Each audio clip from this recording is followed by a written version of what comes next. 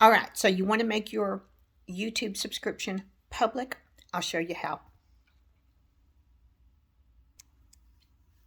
You're going to go to youtube.com, and your channel will, your account will come up. Over here in the top right corner is your picture or your avatar. And once you come that, you're going to come down here to settings.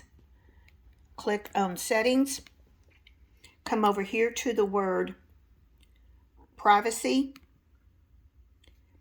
And then right here, if it is on the blue, then you are not public. Take this and turn it off. And it's hard to do with one finger here. There we go. That is how.